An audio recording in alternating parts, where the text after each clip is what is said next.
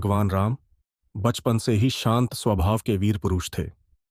धर्म के मार्ग पर चलने वाले राम ने अपने तीनों भाइयों के साथ गुरु वशिष्ठ से शिक्षा प्राप्त की। किशोरावस्था में गुरु विश्वामित्र उन्हें वन में राक्षसों द्वारा मचाए जा रहे उत्पात को समाप्त करने के लिए साथ ले गए। राम के साथ उनके छोटे भाई लक्ष्मण भी इस कार्य में उनके साथ थे। कालांतर में विश्वामित्र जी की तपोभूमि राक्षसों से आक्रांत हो गई। ताड़का नामक राक्षसी विश्वामित्र जी की तपोभूमि में निवास करने लगी थी तथा अपनी राक्षसी सेना के साथ बक्सर के लोगों को कष्ट दिया करती थी।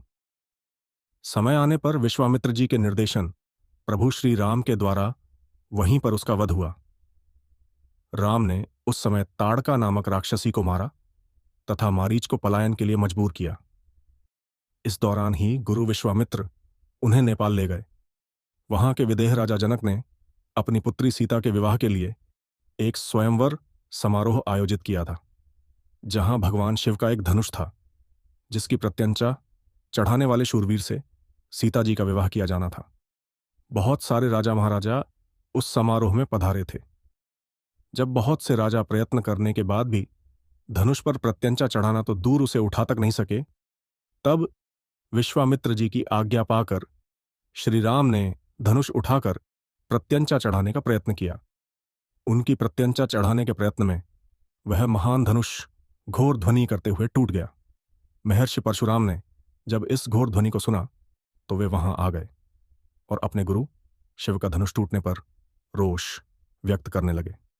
लक्ष्मण जी उग्र स्वभाव राजपुत्र थे। उनका विवाद परशुराम जी से हुआ। वाल्मीकि रामायण में ऐसा प्रसंग नहीं मिलता है। तब श्री राम ने बीच बचाव किया। इस प्रकार सीता का विवाह राम से हुआ और परशुराम सहित समस्त लोगों ने आशीर्वाद दिया। अयोध्या में राम सीता 12-12 वर्ष तक सुखपूर्वक रहे। भगवान राम के बचपन का विस्तार पूर्वक विवरण स्वामी तुलसीदास की रामचरितमानस के बालकांड से मिलती है।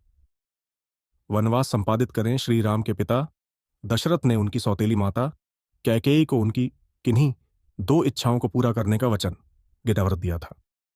कैकेयी ने दासी मंथरा के बहकावे में आकर इन वरों के रूप में राजा दशरथ से अपने पुत्र भरत के लिए अयोध्या का राज सिंहासन और राम के लिए 14 वर्ष का वनवास मांगा। पिता के वचन की रक्षा के लिए राम ने खुशी से 14 वर्ष का वनवास स्वीकार किया। पत्नी सीता ने आदर्श पत्नी का उदाहरण देते हुए पति के साथ वनवास जाना उचित समझा।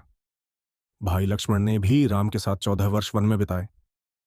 भरत ने न्याय के लिए माता का आदेश ठुकराया और बड़े भाई राम के पास वन जाकर उनकी चरण पादुका खड़ाऊ ले आए। फिर इसे ही राजगद्दी पर रखकर राजकाज किया।